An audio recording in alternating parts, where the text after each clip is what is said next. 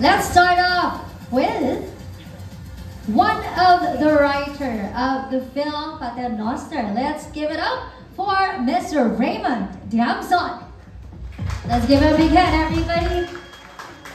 Hello, good afternoon. Please stay with me in the middle and please say hello to all our dear friends today. Magandang hapon po sa ating mga kasamahan sa press. Thank you for coming. And I really hope ay matagpuan ninyo sa pelikula namin yung universal language about family and finding once again. Thank you. There you have it. Thank you very much. And please stay in the middle for a quick photo op. Smile. Please face center. Center sa ating Viva camera. Harap po tayo sa gitna. Okay. And strike a pose. 3, 2, 1. Up next to your left, please. Please face to your left. In 3, 2, 1. Lastly, to your right, please. In 3, 2, and 1. Thank you very much. You may now take your seat right over here. Maraming salamat. Okay.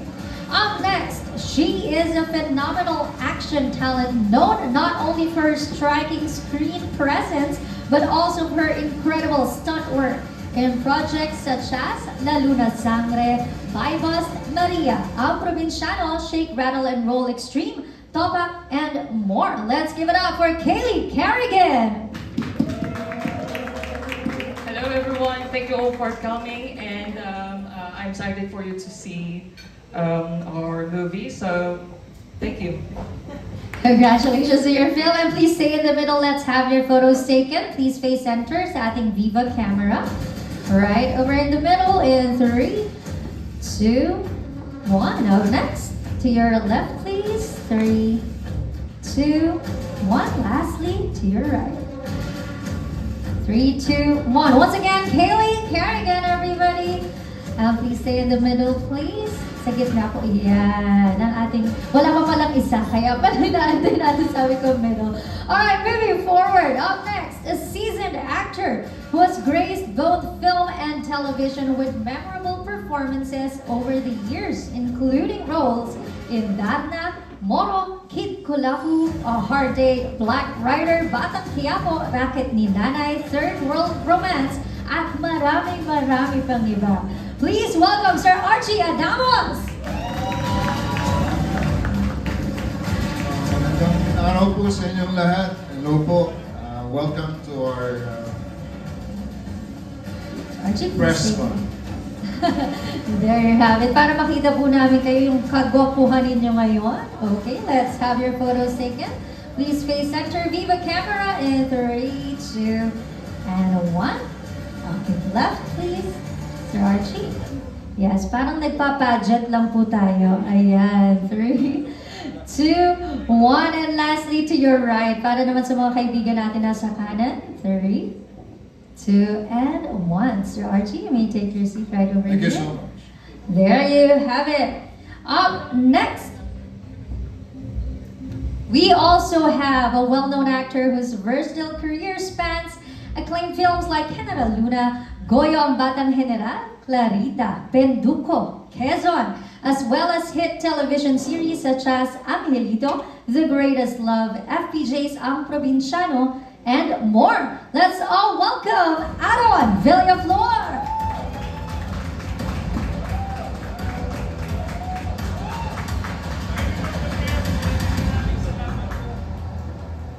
Yan, to our lovely press, maraming salamat po for making time and for making time to listen to our story today. And it's good to see everyone after a long time. Masaya ako na nakita tayo muli. And ayun, this is our story and I hope you will like it and love our story. Made by my family here in Noster. Maraming salamat po sa inyo. There you have it. And let me take the microphone. Please stay in the middle, Arron. Dahil may photo op pa tayo. Sayang naman ang pa-jacket mong maganda. Okay. Center muna tayo. Viva camera. 3, 2, and 1. A little to your left, please. 3, 2, 1. And lastly, to your right. 3, 2, one. There you have it. You may, oh, one more photo right over here. Ayan. Okay, 3, 2, and 1. There you have it. Arron Villaflor, everybody.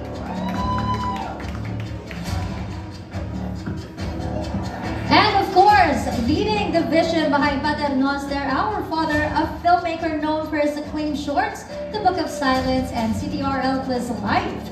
Please welcome the writer and director of Pater Noster, our father, Direct Matt Kotrob.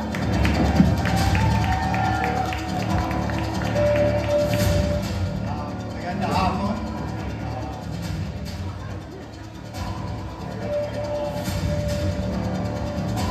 I'm learning Filipino, so I'm gonna say this. Salamat for coming today and spending it with us. And I hope you enjoyed the trailer. There you have it. And please stay in the middle. Direct Matt. Okay, let's have your photos taken. Strike a pose, whatever pose you want to do. It's up to you. Okay, just stay there. Okay. And please face our middle camera, our Viva camera right in the middle. In 3, 2, and 1. Up next, please face a little to your left. Direct Matt. Sa kaliwa, a little to your left. Kinagalo ko talaga siya. A little to your left, alright? Please face right over here for a quick photo op in 3, 2, and 1. Lastly, to your right, please, to all our friends. To your right in 3, 2, and 1. Alright, may I invite the rest of the cast and the writer to please join our director. Right in front, in the middle. Okay, once again, please face center, middle camera to our Viva camera right in the middle. 3, 2, and 1. Up next, please face a little to your left para sa mga kaibigan natin sa kaliwa. Mas matagal dito dahil mas marami po sila dito sa ating kaliwa. Alright? 3, 2, and 1. Lastly, to your right, please. 3, 2, and 1. There you have it. That will be the end of our first photo op. Later on, we'll have another one. So you may take your seats.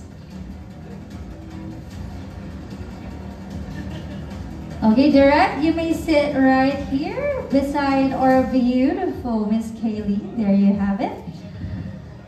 Okay, and I think everyone's ready for the Q&A. But before that, here's a few reminders for our dear friends from the press. Please refrain from asking insensitive, offensive, and personal questions. We will only entertain questions related to the film, Pater Noster. As always, we will have batches to be on standby mode, so please wait for your turn. And speaking of batches, for our first batch, please do stand by. Mel Navarro of Tempo, Bobby Ricantina of Manila Bulletin, Miss Pilar Mateo of Hataw, Ms. Kate Adahar of Random Republica, and Romel Gonzalez of Police Files, Hataw, and People's Balita. Our first question will be coming from Mel Navarro from Tempo. Hello. Hi, I'm Direct. Congratulations to your film, Pater Noster. I believe this is your first feature film. Yes, sir. First full-length film. So may we know a little something or background of your professional career way back when you were starting doing short films? I have graduated from film school back in 2009. I majored in film production. This is my second career. I would say this is my passion. My first career was dentistry. I'm in the healthcare system. And filmmaking was an outlet for me. And I greatly appreciate it, and I kind of shifted to a full-time filmmaker. When did you realize that you liked doing films? Aside from being a dentist, when did you realize you liked doing films? Film was a passion since I was a child. I enjoyed films, and then I decided to kind of study the film, and then I went to Brooks Institute in Santa Barbara, California. And I graduated in 2009. You know, of course, I'm older now. You start family, and then you get busy, but then you go back to what you really want to do. Film is storytelling is a passion that I always had. So this is a dream come true for you. That's not yet too late to do your passion. It's never too late for anybody to start anything that they're passionate about. So I encourage anyone to start it at any age, at any time. My last question for you, since you're also the writer, storyteller of the film, Yes, sir. what message that you like to impart to your audience for this movie? The message of Pater Noster is about family. It's a Filipino value, and how far we go to take care of our loved ones. Okay, thank you. I have a question for Arron. Hi, Arron. Parang matagal ka nang hindi nakalabas sa isang solo film na ikaw ang bida. Ibig sabihin, for years, from Henry Luna, Goyo, and yung Quezon. So you were major support. Pero this time, bidang-bida. Anong pakiramdam? It feels great, of course, and I feel grateful for Direk. Like, he believes to somehow incorporate my personality to the character of Peter, and somehow thank you for trusting me doing Peter's character. Thank you for the never-ending support that you gave during our shooting days, and thank you for believing to finish this project with you. So I feel grateful and I feel blessed to have Direk on my side. So ganun ka-special sa itong project na to? Yes, very special talaga. Very special talaga. Kasi for the longest time that I haven't made a project with different networks. So for me, this could be the comeback for my showbiz industry. And I guess we just want to show and share the story to our fellow Filipinos struggling, making life decisions, or somehow obeying their parents even in bad or different circumstances in life. So yun po. Siguro without giving us some spoilers, sabi kanina, ama versus anak. Ano ba yung kwento Tito ng Archie. Tito Archie? Tito Archie, ano yung kwento ng pelikula? Simple lang po. Pag hindi sumusunod yung anak, kastiguhin mo. Thank you po, congratulations, and good luck. Salamat po, salamat po. Thank you for your questions. That was Mel Navarro of Tempo. Up next, we have Bobby Ricantina of Manila Bulletin.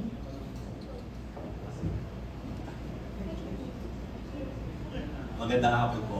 I wanna ask the stars sila Sir Archie, sila Arron and Kayley. Saan kayo, puno-puno ng action yung movie, based on sa trailer, saan kayo na-challenge sa pelikulang ito? Saan kayo na-challenge?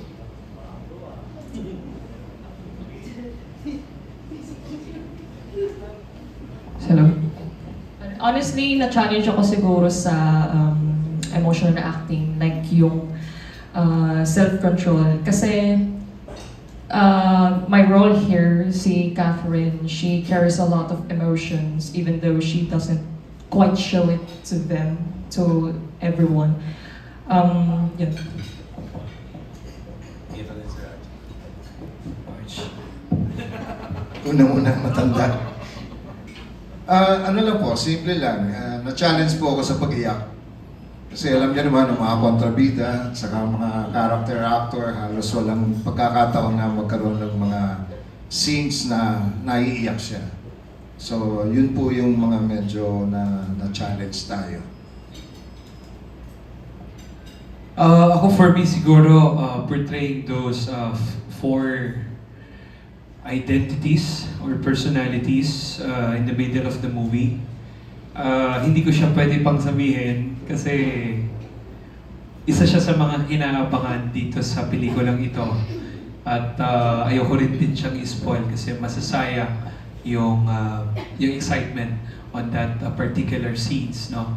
So, I guess yun po yung pinaka na-challenge akong gawin during shooting days natin direct, transformations with those four identities got me really challenged portraying it in front of my fellow actors. So yun po. Kayley, stuntwoman ka, di ba? So, were you in charge of the stunts dito sa movie? Ikaw rin ba in charge sa stunts? Unfortunately, no. Kasi much more yung acting ko rito rather than performing stunts. Is this your first talagang major acting movie? Yes po. So, kumusta? May halo ding excitement na may kaba din kasi ayun, I gave my all naman na gawin ko yung pag-aarte ko physically and emotionally. So, ayun yung na-challenge sa akin bilang artist. Para po bang ituloy-tuloy na to? Like, more on acting pa muna bukod sa stunts? Both actually, kasi may wini-work din po ako from other projects as a stunt performer. Then may upcoming project din po ako as an actor din po. Okay, last question. Sa iyo pa rin. I read somewhere na sabay mong ginagawa na stunts ang Batang Quiapo tsaka Encantadia Chronicles na magkasabay din ang time slot. So, hindi naman karoon ng problema yun. Hiwalay naman po yung schedule nun kasi may time na, for example, like from the first week of March, parang ganun, dito ako sa isang show. Then next other weeks, next other days sa ibang show naman ako. So hindi naman nagkaka-conflict, parang ganun. Based on comments, ang daming nakakakilala sa'yo na siya nag-stunts kay ganito, ganyan. So, congratulations and sana Thank you tuloy-tuloy po. na. Okay.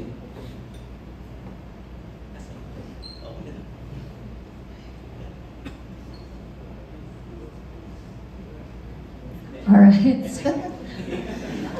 I received the call. Sorry, I received the call. Alright, up next we have Miss Pilar Mateo of HADA. Hi, good afternoon. I would like to ask the writer, Raymond, how did you come on board? How did you meet Direct Matt? Paano nabuo yung concept? Since pareho kayong nagsulat nito, diba? It started with my friend, Vivian Teles. She was looking, she has a friend, Tito Antonio, who was looking for a writer because Tito Antonio is friends with Direct Matt. And then Tito Anton met me and then introduced me to Matt. And then, so that's the first time, 2.5 years, almost 3 years. So I got his script, he let me read it, and it's totally very Western. And he was asking me how to make it Filipino and to, of course, add other elements since I write also for TV and film. And so we collaborated, and thank God we aligned in vision despite the differences. And I'm happy to say that you will find in the film that Filipino families domestically is really can attract audience. Another question for Direct.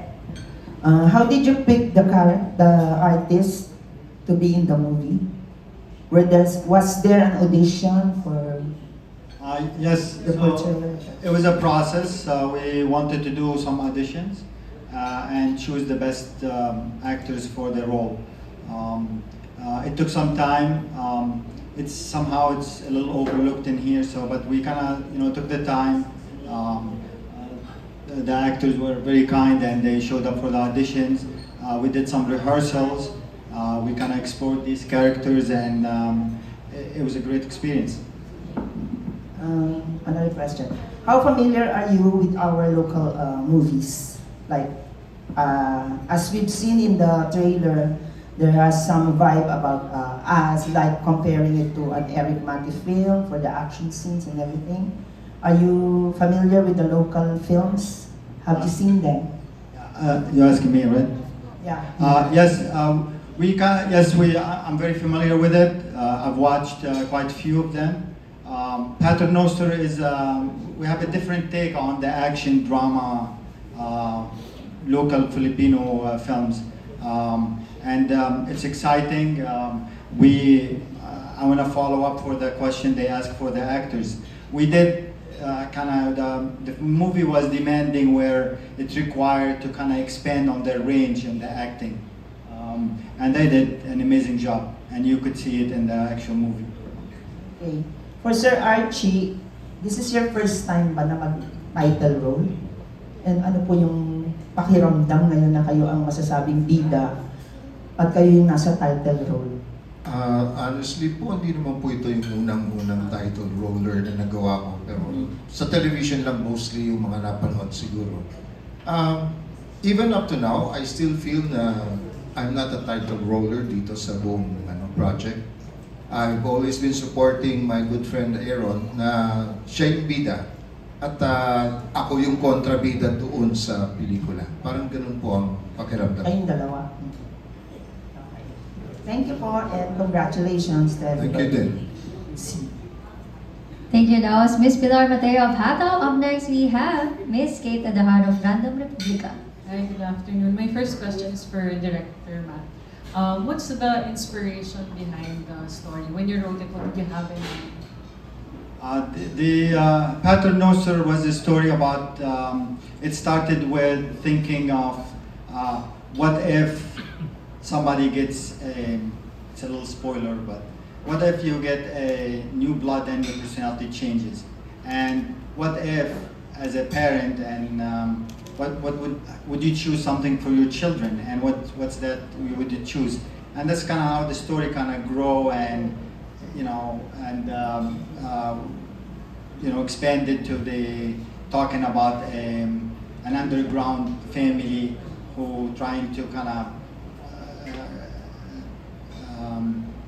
find the best thing, that the best choice for their children. Overall, how would you describe your filming experience here? The film experience was great. The film industry in here, it's quite unique in many ways. But there is incredible talents here, and team that worked on the film, the performers, they did an amazing job. I would say it should have been explored more, and there should be more films that gets done in here. Thank you. And for Ms. Kayley, a lot of female actresses dream of doing what you do. How would you describe the experience of being a woman in a male-dominated space? Wow. I don't know. Medyo it was new to me. Parang bagong feeling lang tong ginagawa namin sa mga action movies na female yung mag-lead or female yung magkokontrabida, and din parang grateful and feeling feeling challenging yung mga magiging eksena, yung mga gagawin sa mga lahat ng films made by female too. Thank you. Thank you, that was Ms. Kate Adahar of Random Republica. For our next question, we have Romel Gonzalez of Police Files, Hataw, and People's Balita. Yes, my first question is for Sir Archi Adamos. Father po kayo sa tunay na buhay, sir. Yes naman po. So, how would you describe yourself as a father in real life? Ako po? Hindi maganda.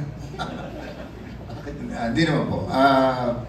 I've always been very open to my kids. But none of them have followed my footsteps because it's their choice. And actually, contributing factor din po siguro ko, nasabi ko, hirap yung aking more than 40 years na experience. This was not really sunshine and whatever. Although I'm very glad because I came in, I started with a very good director who mentored me, and at the same time I've worked with the veteran actors who taught me how to be a kontrabida and all that. So ang feeling ko naman po, even without them following my footsteps, ang feeling ko is I gave them the freedom to choose which path they would like to take. And being that kind of a father, I believe, medyo mabait din naman ako. How many kids do you have po? 7 po. Ilan po ang boys and ang girls? There are 2 girls. Actually, 1 girl is not a real girl. And the rest are boys na. So, since nabanggit niyo po yun, how is your relationship to your daughter na binanggit nyo? Especially I'm fine. nowadays po, di ba may Yes, I'm issue fine. yun? I'm an LGBTQ believer din. So somehow I really don't mind which gender you take. In fact, I was even more surprised when she said she mentioned something about a gender that because she can be a girl and she can be a boy at the same time. Sabi ko, ganda niya. Parang ang artista, pwede kang ganito, pwede ka doon. So okay naman po sila. So yun, napaka-okay naman po palang father, Sir Archie. Congratulations. Well, thank you so much. And my next question That's for a compliment. Arron, ikaw anak ka naman dito, di ba? Ganun din, sa tunay na buhay, anong klaseng anak ka? Nasuway mo na ba ng bongga ang parents mo? And kung meron, anong incident yun? I would say yes. I would agree. During my younger days,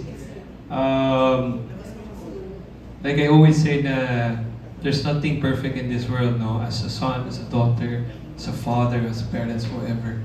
But then again, I tend to cope up or make bawi to my parents.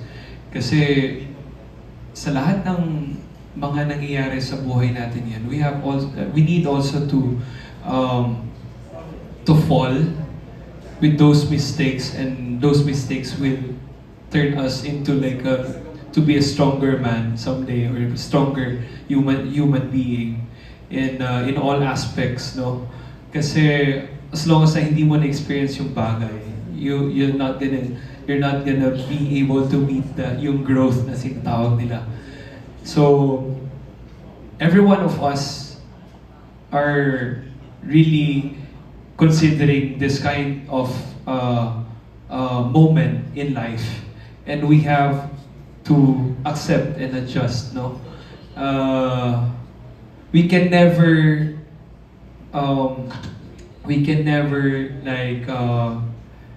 fall into better place as much as we want to, but then again, the moment that the Lord has given you a mission, you have to do it, no? But as long as you can get all the guidance from Him, accept the fact na things will get wrong in some moments, but never stop and never quit. Ayan, thank you and congratulations. Thank you. That was Romel Gonzalez of Police Files Hataw and People's Balita. For our next batch, please do stand by Ms. Ana Cerezo of ABS-CBN, Ms. Dolly Ann Carvajal of Philstar, June Nardo of Moutaz University, Nikki Wang of Manila Standard, Jomar Chomens of World of Jobs, Cine Geeks Podcast. Our next question will be coming from Ana Cerezo of ABS-CBN. Hello, congratulations on the film. Hello. Sir Archie, pwede lang, ayan, Sir Archie. Thank you for Yes, sharing that earlier, no? Parang, hello. I'm sorry, there. Di mo Yes, I can nanda. see you. Opo, I can see you. Kaya lang umiikot din po ako ng konti doon sa gilid. Ano, Sir Archie, ang ganda lang yung shinare nyo kanina, nung nag-come out yung anak ninyo. At what age was that po? And can you share lang a little background sa anak niyo po? Yung, no offense, because I call her Balaki, yung Balaki ko. Balaki, yung Balaki. Ano po ba ano siya? Pinanganak na Hindi, son, daughter? Ano Daughter po talaga siya. Daughter. Tapos, she was a girl, as far as I'm concerned, she was a girl until she graduated high school. But right after high school, nung pumasok na siya sa PUP, parang nabago yung kanyang gender shift. Sabi ko, iba na ang mga, siyempre, akala mo, mga kasamahan ng mga dinadala sa bahay, mga friends na babae, di ba? Only for me to realize na yung iba pala doon is nanliligaw sa kanya. And then after some time, after several years, iba na naman yung kanyang dinala. So sabi ko, sino naman ito ngayon? Sabi niya, girlfriend ko. So ano ka ba talaga ngayon? So she mentioned to me a gender which I can no longer remember. So parang, sige, okay lang po. Ano yung talagang gusto mo, didong ka. Ang importante, happy ka dyan. And wala kang depressive stage or lahat. Pero meron din siya, honestly speaking. She goes through that. But you've always been supportive of it ever Oh, since. yes. Kahit na hindi nyo pa maintindihan ano ba talaga. Well, ganito na lang po. 40 years more or less na ako sa showbiz. So I've been with all genders. Somehow, I've accepted the fact na mas marami dito yung mga hindi mo ka-gender. Pero they're nice working with. My mentor director was not full female, full male. So, di ba, parang accepted mo na po. Nakaka-work mo na nga sila ng maayos. Oh, that's very sweet, Sir Archie. Last Thank question you. na lang. Sorry, ilang taon na po pala yung anak mo ngayon? Yung girl ko Yes, ngayon, yung girl. she's turning 30. Oh, magka-age kami. Mm. Last na lang, sir. Ano lang yung... Okay lang. Ano It's lang- quite interesting din, Yeah, di ba? yeah. Sir, ano lang din yung advice, no? Because ngayon, I think we're all aware na medyo nagkakagulo sa social media when it comes to these things. Yung parenting someone from the LGBT community. What is your advice as a father? Of course, di ba, we don't impose our parenting style. Pero for you, parang, would you have a message na lang sa parents? Kasi a lot of parents pa rin, they're having a hard time, you know, when their child comes out to them. It's just to believe in what they say and for them to believe you as a father na i-guide mo sila ng maayos, magbibigay ka ng mga advices na sa tingin naman nila sensible or bagay sa takbo ng kanilang pag-iisip. Ganun ang tingin ko. Parang, you know, best thing to do is just be yourself, be honest, be truthful to them. And be a parent. Yeah, because otherwise they see you as you are. They can see through you, lalo na pag nag-age na ng konti. And you've never encountered, sorry Lassie, you've never encountered anyone who probably suggested to change your parenting style, dapat ganito, ganyan ka towards your daughter? Wala naman po sigurong masyado akong alam.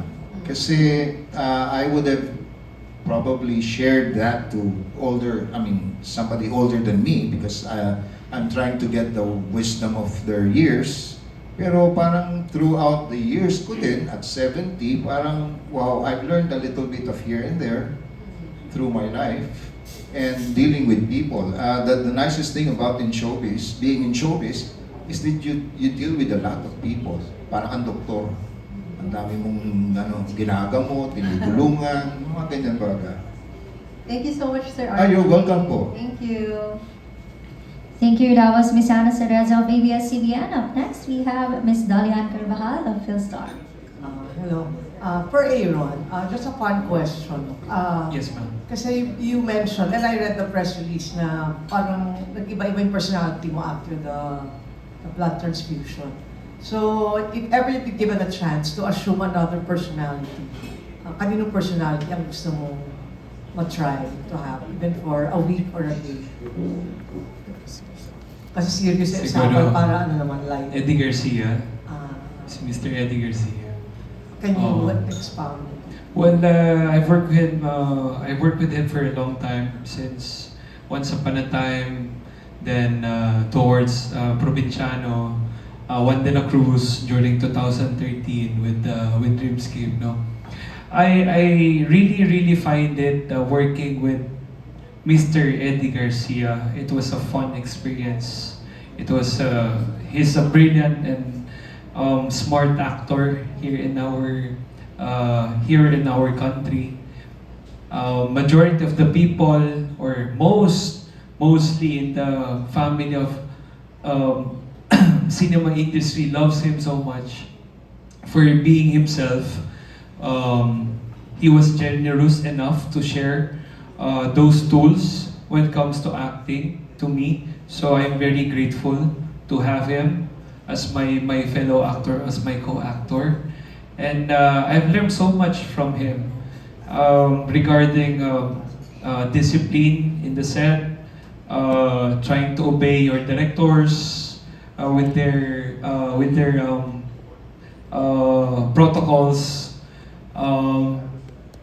trying to somehow work with your writers and somehow collab with them with the work that you want to show or to showcase, no? So I would say Mr. Eddie Garcia has done a lot for my life up to now. And your role now as Peter, it seems so emotionally layered. How did you not overplay it? Actually, maganda po yung tanong na yan, no?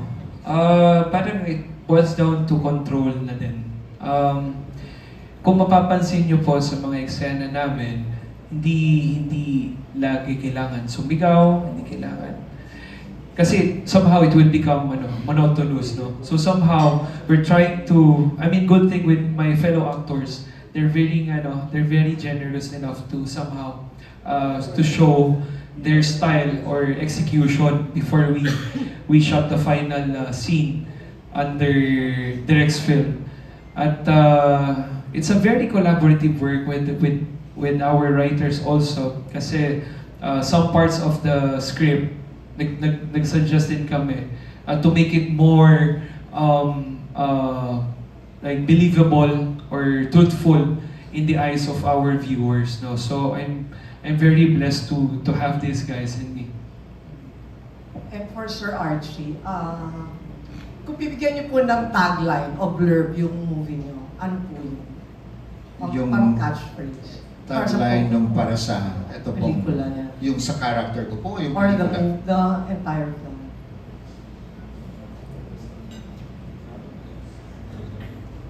God, my Father. Nice. Thank you. You're welcome. Thank you. That was Miss... Tito Richie, tama naman po. Alright, up next we have Junardo of Marites University. Killer question ba? Okay, alamin ko lang yung kumusta working with your director po, Kotrob, right? I was working with him. I assume first time yung makatrabaho siya, di ba? Yes? Yung sino, what's your name? Ikaw ba? Si Raymond po. Raymond, sige. Kasama ka rin sa movie. Okay. How's the experience working with your director? Well, I first met Direct Matt almost 3 years ago, and totally we don't know each other. But as soon as we went on board and collaborated on the ideas, I guided him for the scripting and for portraying the characters to make them more Filipino. So ako naman po kasi is galing po kasi industriya for the longest time, and natutuwa po ako that we have somebody new trying to penetrate our industry. So it's all more about helping them penetrate, and ang ating pong industriya ay open arms naman po sa lahat na nangangarap na magawa ng movie. So my experience po, to be honest, is natutuwa po ako, siguro swerte lang because nag-align kami, because it's not really normal na nag-align. You're a writer also? Writer po, sir. Okay. Pero actor ka rin? In some films, yes. Okay, sige. Eh dito, sa pelikula nito, actor ka? Ay, writer ka? Yes po. Okay. So, paano collaboration ninyong dalawa? How's your collaboration? Nakakasundo Well, kayo? ano po, to be honest, sir, O nag-aaway kayo? To be honest po, this is my first time to collaborate with somebody na galing from another country. And iba po yung sensibility niya, is more very Western, and he hardly knows about our culture. And the film, the script is totally, medyo challenging siyang maganda yung trailer. Yes po. So parang ako naman po yung nag-bring ng Filipino flavor doon sa script at saka doon sa film. And I'm happy to say, na pag nakita niyo po sa trailer, is nahagip naman po yung Filipino sensibility. Maganda yung trailer. Perfect, di ba? About Kayley, ikaw naman. Kayley po. Kayley. Okay, sorry ba? Ano po man, sorry? Yung working with, first time working with. Working with Direct, it's, well, it's, for me, all in all, it was better, and I really love working with him because I remember when we were having a script reading, ina-explain sa akin ni Direct Matt about about our character and our scenes, na paano na namin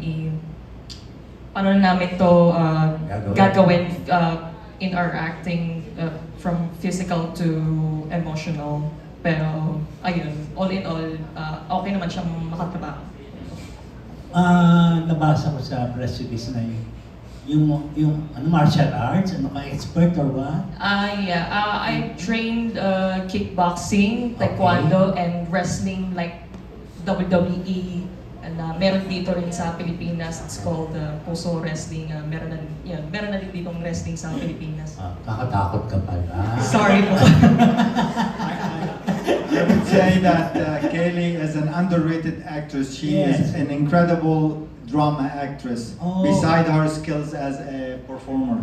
So, can you elaborate? Even though it's my really first time na gawin tong drama, even though may less action siya, binigay ko na lahat.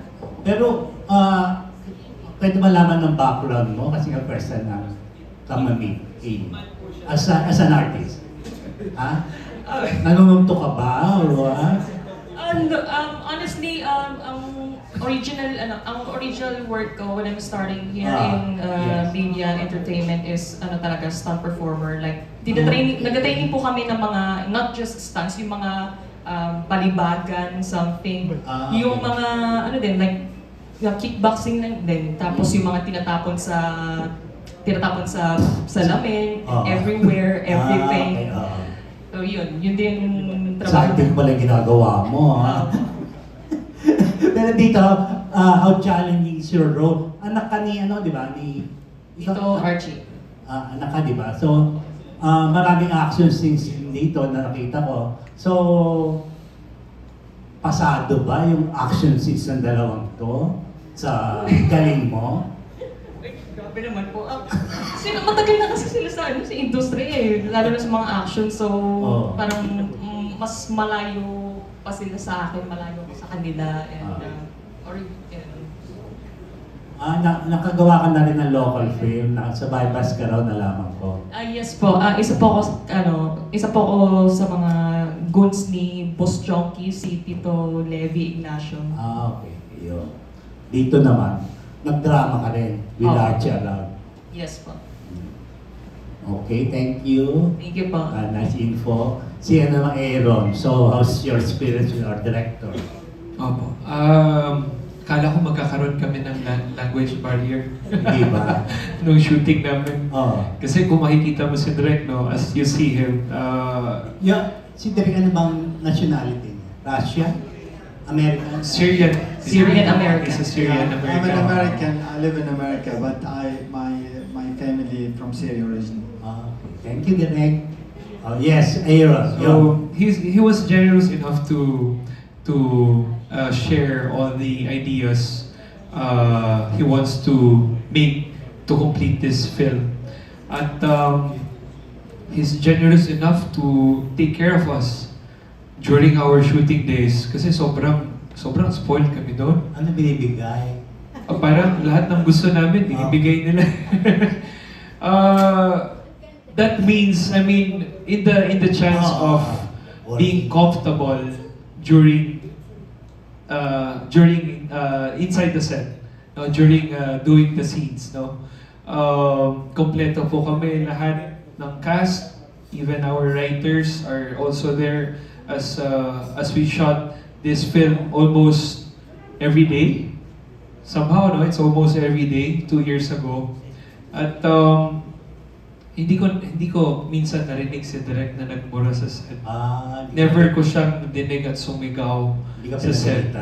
Hindi naman Kumbaga chill lang siya tao. Sino pinagalitan niya? Wala po Wala eh. Kaya masasabi ko napakabait ng director namin kasi compare dito sa mga local directors natin, for sure. Napagalitan ka madalas? Naman. Before, napagalitan ako when I was starting. During my younger days in showbiz, si Direk Chito Aronio, of course, one of our veteran directors in the Philippines. Talaga. Very terror talaga. But then again, I got those like nuances or discipline from these people. Nagkaroon ako ng disiplina para pag-aralan ko yung character na ibinigay sa akin. Yung storya, not only for my character but also the characters that involves in the story. So, ang laki po ng naitulong sa akin ng mga terror directors during that time. At masaya ako dahil sa tulong nila hanggang ngayon nandito pa rin ako sa industriya. Basta generous si Direk, ha? Si Direk, opo, very generous. Okay, And very thank you. considerate po pagdating sa trabaho namin sa set. Okay. Archie naman, sa dami ng director na humawak sa iyo, kumusta? Tatawa ka, Archie. Kumusta si Direk? Katulad din naman po nung mula kay Direk Lino hanggang sa present, it's another experience. Every director is another experience. Even if you work with the same director, it's another experience. Para po sa akin, ang experience ko sa kanya was almost like the foreign directors that I've had there in the past, na mas Inglesero nga lang siya. So, in terms of in terms of yung communication skills namin parehas, nagkakatugma naman po kami. Gawa ng na-explain niya, ito yung gusto kong mangyari dyan. Ito yung gusto kong maging resulta. So, may share mo din naman sa kanya, ito yung tingin ko na dapat approach. So, very open siya sa suggestions. Yun yung isang magandang nagustuhan ko sa kanya. And in terms of generosity, ang generosity binabanggit ni Arron is yung pag-alaga sa amin na kailangan hindi kami puyat, hindi kami nagutom sa set, at higit sa lahat, masaya kami habang nagsushoot. Yun yung nakuha kong ano sa kanya. So overall, para sa akin, like I said nung start, it's a new experience. Thank you. Do you understand it, Director? Continue. Very good, di ba? So, I'm trying very hard. Of course, how do you feel working with them? Your actors. How do you feel working with them? I was very lucky. In the film industry, the job of the director is 90% choosing the right actors, and I was very lucky to have them on the set. It was a great experience. I have learned so much from them.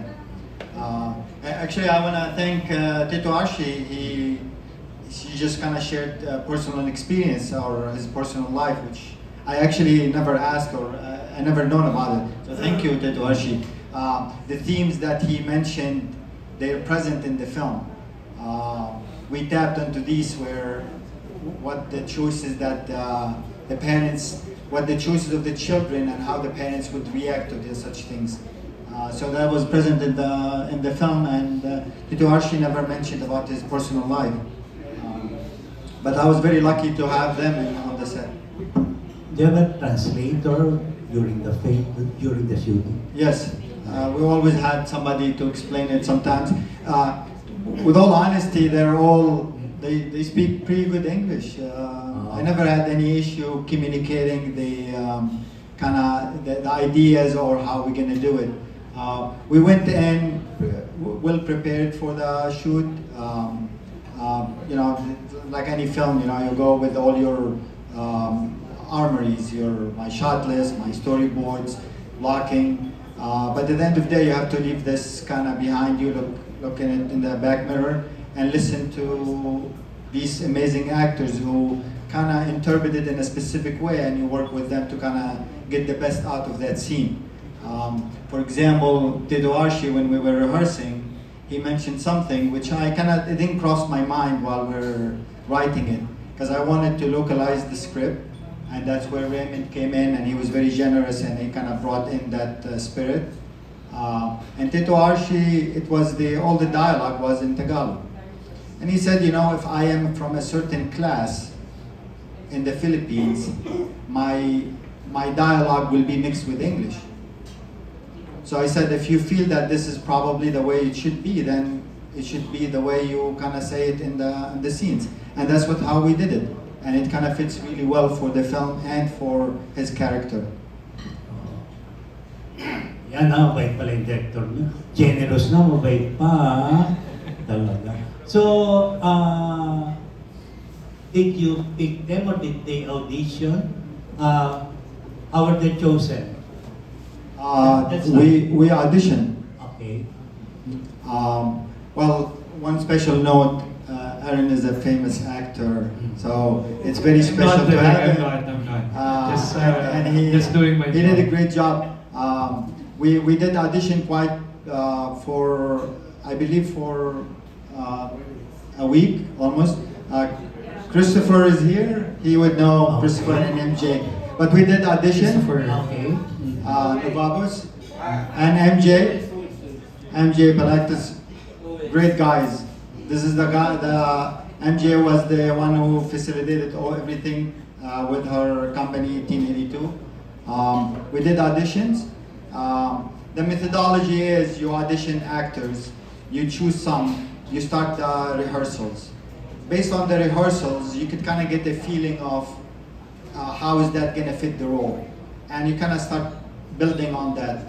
Sometimes actors doesn't fit the role, then you kind of start finding alternative and kind of move things around. But the priority is to choose the right actors for the right role. Where did you shoot? We shot in 3 different locations: Quezon City, Morong in Bataan, and in Rizal in Greenspan. Okay, thank you. Congratulations. Thank you. And the cast. Thank you. That was Junardo of Moutaz University. Up next, we have Nikki Wan of Manila Standard. Hi, over here. Good afternoon, everyone. First, Direk, I wanted to know, how did you end up in the Philippines, and why did you decide to pursue a project here in the country? It's like what the film is about. It's about family. I have great appreciation for family. The reason I'm here, my lovely wife is here, Maravik, and that's why we're here.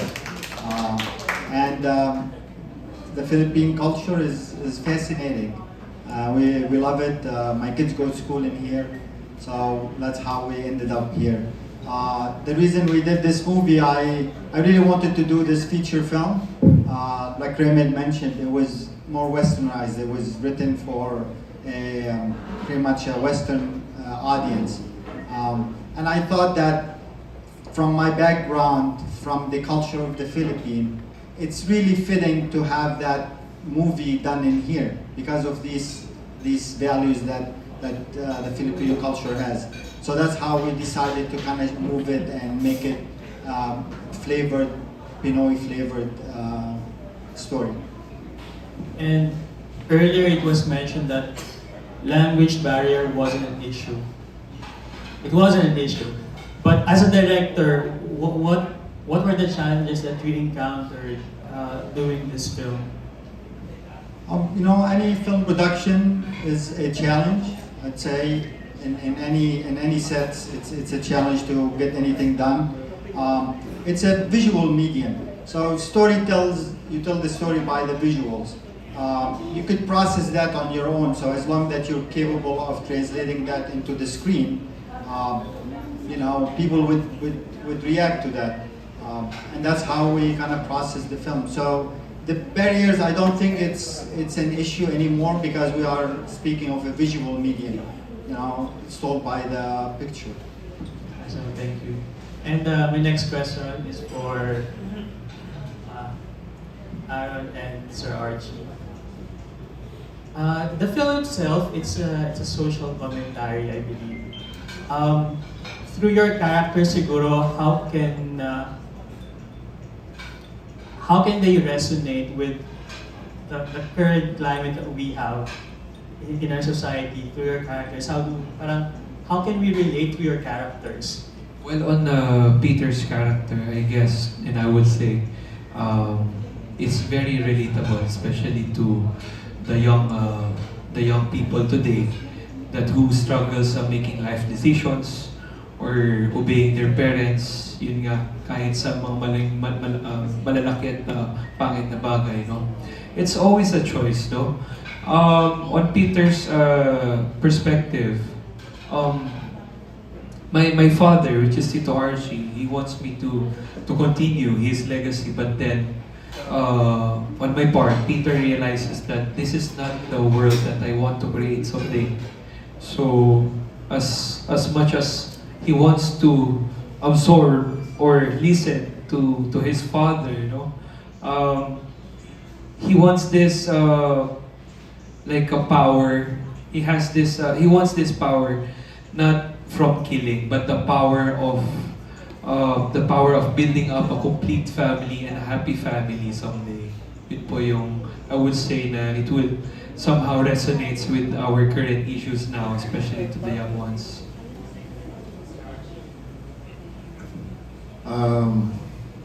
Marami tayong powerful people dito sa atin. And some of them would like to control almost every aspect, every asset that you have and that you own. And basically that is what I understood about the character. One very powerful person that controls everything until his world starts to collapse. And then you also run for your life. Somehow that's how I see it. The same way dito sa atin, and yung mga mayayaman dati, maraming mga sasakyan, mga kung ano ng pag-aari, na nung oras na hinahabol na sila, doon na sila nagko-collapse unti-unti. So yun po yung aking nakikitang relationship between doon sa ating present situation at saka doon sa storyang inano ni Direct Man. I understand na medyo may pagka-villain tong character. Well, villain yung character mo. Pero what part of your character na parang nagugustuhan mo sa kanya? Yung meron din siyang softness pagdating dun sa sariling pamilya, which is nakikita rin natin at narinig na natin sa maraming mga hearings at saka yung aftermath ng hearings, di ba? Malalaman mo yung pamilyang ganito kayaman at lahat, kung paano nila ini-spoil din yung kanilang pamilya at paano sila parang umiiyak dahil para sa pamilya nila ginawa. Yun yung nakikita kong analogy. Thank you po and good luck to your film. Thank you. Thank you for your questions. That was Nikki Wang of Manila Standard. Up next, we have John McDormand's World of Johns. So yeah, hi, good afternoon. So I just have a question here. One fun question. So if your movie had a warning label, and what is it?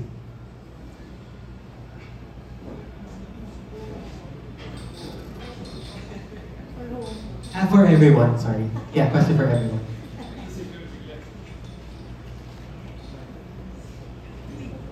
Anyone who would like to answer first? Ako siguro, I'll speak first. Ngayon kasi very current yung mga kabataan finding their own identities, usually sa social media. They struggle in finding their voice, and sometimes it leads to tragedy. And for me, for this film, they will see themselves there, and maaalala nila yung kanilang pinaggalingan, lahat the struggles of finding their voice, finding their identity. And for me, that's kind of a trigger thing. And I hope it doesn't mess up with their mental state, because our objective is to really help them find the strength, to find their voice, even at the expense of sometimes disobeying your family. But that's the point of freedom naman, and the point of real love. So I guess for me, that's the trigger alert, I think. Warning label, so you will find yourself. I would say it's question authority. If it's coming from anywhere, whether it's your parents or any other authorities, because what you're looking for is to find yourself, and find your happiness. You will find yourself, you will find your happiness.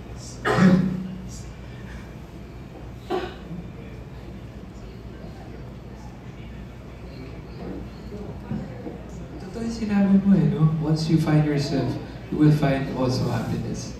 No? Totoo siya. Ano ba?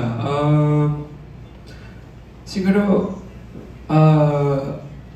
sasabi ko siguro, especially now with our toxic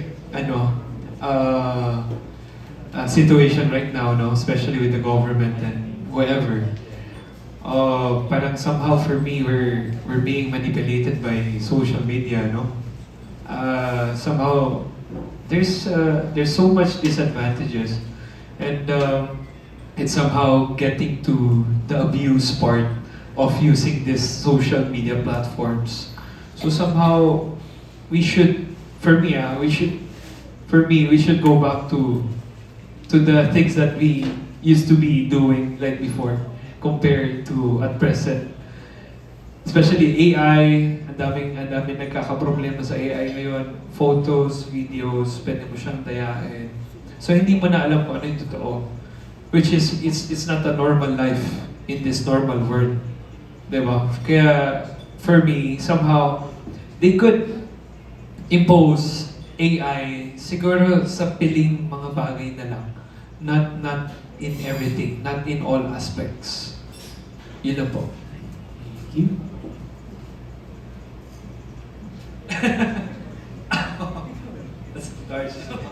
Ako na raw. Kung tama po ako, ang hinihingi mo is a warning label. Yeah, warning label. Sa akin, ang magiging warning label ko is beware. Violence can be eternal. Agree naman po sa training. Thank you so much. Ganda nun, Tito Arch. For me, siguro yung strong labels is about the separation of family. I remember when I read the script and then Direct Matt told me about the film, this story, and about the family, the relationship between father-daughter or mother-daughter.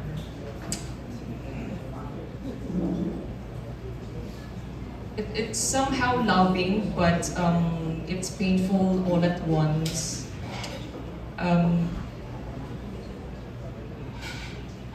So it's all complicated na sana sa lahat ng family na siguro makaka-relate dito sa story ko na sana magkaroon ng love, loyalty, and faith to each other. Thank you so much, Mom. Thank you very much. That was Drummer Drummond's World of Jobs. And for a last set of questions, we have Cine Geeks Podcast. Hi, good afternoon. My name is Roy and I'm from Cine Geeks Podcast. First off, congratulations po on the film. It looks very exciting. First question I'd like to ask is for Direct Matt. And also possibly kay Sir Raymond, since you I believe co-wrote the film together. The concept of blood transfusion, bringing about personality change, is a very unique concept for actually any kind of film here in the Philippines, specifically an action film. What made you first off choose that specific slant for the film, and how do you balance the tone of possibly it being an action movie and also, I think, science fiction? Thank you for the question. It all started with a short story of. I read the short story back in 2015. It's written by a good friend of mine. His name is Abdullah Kasir. He's in Germany. And the story talks about a terrorist commander, an ISIS commander who thrives on the blood of the innocent people he takes and then to stay alive. And it kind of got me thinking, what if you get the blood of somebody else and your personality changes? And kind of the story grew from there, where so thinking, what if in a family the father can decide what kind of blood or the person who can get their children so they can be the way they want them to be. And that's how the story started, and that's kind of the concept came about. Like Raymond mentioned, I wrote it as a Western style of film, but it is more fitting for a cultural reference where people share these kind of values, where family, like the Filipino culture, the Asian cultures in general, where they have great values to family relationship, to expectation, respect of the elders. So these are, you know, kind of integral to the culture of the Philippines, and then the story becomes more richer in many ways. Sir Raymond. Well, at first it was challenging for me because I've been writing for film and TV, mostly television, and most of the time our bosses always reminded us to be more authentic with our scenes, and this one in particular, the blood transfusion, changing personas, is totally a heightened reality. So it doesn't happen in real life, including the other devices used. But when we were discussing, in a way it's satirical, it becomes satire. It provides a cinematic commentary about controlling, the over-controlling patriarch over his son, who also represents the constituents of a politician, like us, being morphing into monsters and whatnot. And for me, that is part of the creative license that both of us have agreed on, and it contributes greatly to the universe, to the cinematic language of the film. So at the end, when you watch it, it becomes part of the universe, the reality of the film, and you don't question anymore the veracity of it. Thank you. Sorry, one note I want to follow up on Raymond's. One note for the blood transfusion. I have researched that, and I met people who had a full blood transfusion. Some of them, they claim they actually felt different. Now, is that you know, based on science? You know, we have the kind of the creative freedom of that. Thank you very much. My next question is for Sir Arron. Based on the trailer really seen, you go through many different personalities based on your concept of blood transfusion. My question for you is, how did you prepare for the challenge of embodying these distinct personas within a single character arc? Kasi basically, ikaw pa rin yun, pero nag-iiba-iba lang, I guess, yung personality mo. How did you prepare for that? It went complex for me. That actually it was a challenging part of this movie. With those personas of changing personalities from the blood transfusions that I had. Mahirap siya. I have to prepare myself like to the point I have to isolate myself from my fellow actors just to focus on those personalities, no, na gusto nila ipagawa sa akin. At first I find it really funny kasi you're expecting it's an action film, so barilan, it's more killing, blood and stuff. But then again, this parang made me like this part surprised me so much na pwede palang gawin ito, no, to make the film more interesting. And it's not totally like it's an action film that you have to show with the viewers, but somehow there's a plot twist in the middle of the story, which is this part. So I'm very grateful, Sir Raymond, that thank you for putting this part on this film.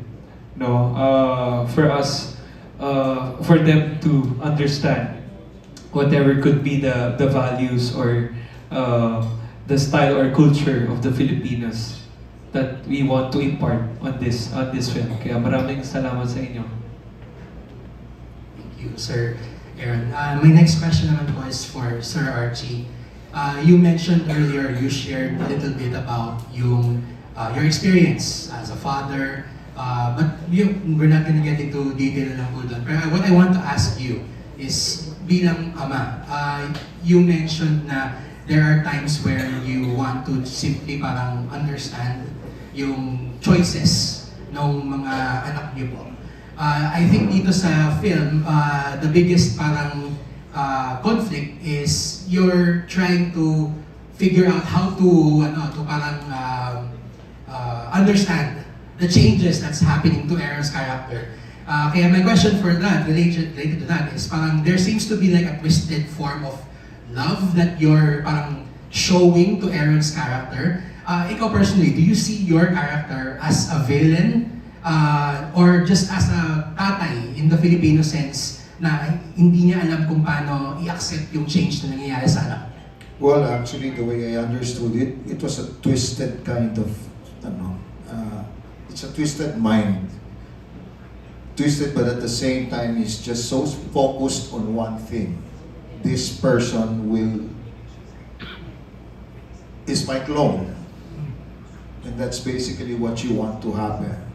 Now, the blood transfusion thing was just, try to experiment on anything possible just to make him your clone, regardless of what's the result.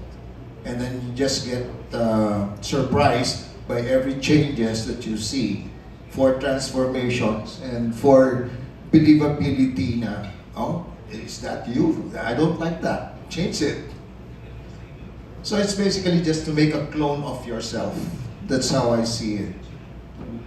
I don't know if I answered your question correctly. No problem. Thank you very much. May I follow up on Go ahead, please. So we set out to make an anti-hero, anti-villain type of story. Ninong Deo, the father in the story, he's not a villain in the kind of the logic sense that we know villains. He's a father who wants the best for his children, and he will do anything for them. The same thing is that when Peter, he's a person who was a victim at the beginning, and he rises. It's like a phoenix. He's rising and he kind of finding his choices and the best thing for himself. And so the intention was to create this kind of blur that line between villain and hero and keep them more interesting. So we get a story that kind of thrives on that drama that it's happened between the lines. Thank you very much. Greg, can I ask? Just for Miss Kayley, just to ask, first off, just want to tell you that you've been part of some of my favorite action films like Us and Maria. Thank you po. So my question for you is, since you are well versed in martial arts and of course stunt work, I think you answered this na po earlier, pero just hopefully to get another POV kumbaga. Were you part of like the conceptualization of some of the stunts in this film, or were you parang focused mainly on the acting aspect of your role here? Yeah, I think I'm much more focused on acting here in this film because they wanted me to act, not to perform a stunt. So. Okay, thank you very much and congratulations. There you have it. That was Cine Geeks podcast. Thank you very much to all our dear friends from the media and online as well. Maraming salamat for all your questions, and that concludes your Q&A. Thank you very much. And congratulations to our team from Noster. This time, please invite everyone to support your film on March 25th. Let's start with the writer. Okay, thank you very much for coming here. We would like to invite you to watch Noster showing on March 25 in cinemas all over the country. So directed by Mr. Moutaz, Kotrob, starring Arron Villaflor, Archi Adamos, Kayley Carrigan, and so many others. Thank you. Yeah, I'm inviting you everyone to watch Noster. It's written and directed by Moutaz Kotrob, starring Arron Villaflor, Tito Archi Adamos, and yours truly. Distributed by Viva Films and. Direct. Maraming salamat po. We invite you to watch Noster. It's a story of family and how far we go to take care of our loved ones. It's acted by incredible actors, Arron Villaflor, Archi Adamos, and Kayley Carrigan. It'll be in cinema in March 25.